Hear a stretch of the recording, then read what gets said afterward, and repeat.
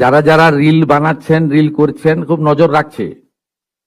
যারা মিথ্যা তথ্য দিচ্ছেন তাদেরকে চিহ্নিত করে রাখছি। মিথ্যা তথ্য যারা দিচ্ছেন তাদের বিরুদ্ধেও আইনগত ব্যবস্থা হবে। জনগণকে বিভ্রান্ত করার কোনো কারণ নেই। মহিলারা পশ্চিমবঙ্গে যেহেতু কাজ নেই, অর্থ নেই, বাড়িতে পরিযায়ী শ্রমিক, এবং এই অর্থটা মোটামুটি একটা কোনো কাজ না করেই একটা অর্থ বিজেপি এটা দিবে বলেছে, জনগণ এটা স্বীকার করেছে, বিজেপি এটা দেবে। আমি তো কমিটেড, আমি চিফ মিনিস্টার, পাওয়ার যোগ্য লোকরা নিশ্চয়ই পাবেন।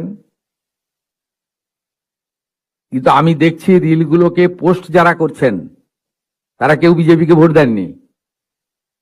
আমি বিখ্যাত করব, দুটো নাম বলে দেবো। আমি পাই নূর আলম, আপনি ভোট দেননি বিজেপিকে, আমি জানি আপনি কোনোদিন বিজেপিকে ভোট দেবেন না। মেহবুব, আপনি মেয়েদের কাছ থেকে ভিডিও করাচ্ছেন, করে পোস্ট করে রিল করছেন, আপনি ভাবছেন এতে কিছু হবে না, এখানে বিজেপি 100 বছর থাকবে।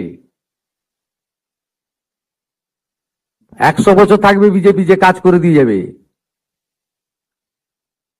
এখানে এই লোকেদের আর ফেরত আসার কোনো চান্স নেই। তো ফলটা দেখেছেন, এরপরে রেজিনগর আর নন্দীগ্রাম দেখতে পাবেন, তারপরে কলকাতা হাওড়া কর্পোরেশন দেখতে পাবেন।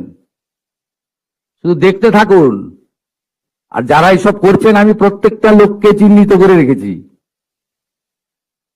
আপনারা বিজেপিকে ভোট দেননি, 2,92,00,000 ভোটের মধ্যে নেই নূর আলম ভাই। আপনি কোথায় ভোট দেন আমি জানি, কোথায় দিবেন ভবিষ্যতে সেটাও আমি জানি। আর আপনার ভোটের উপর নির্ভর করে আমি রাজনীতি করি না, আমরা রাজনীতি করি না।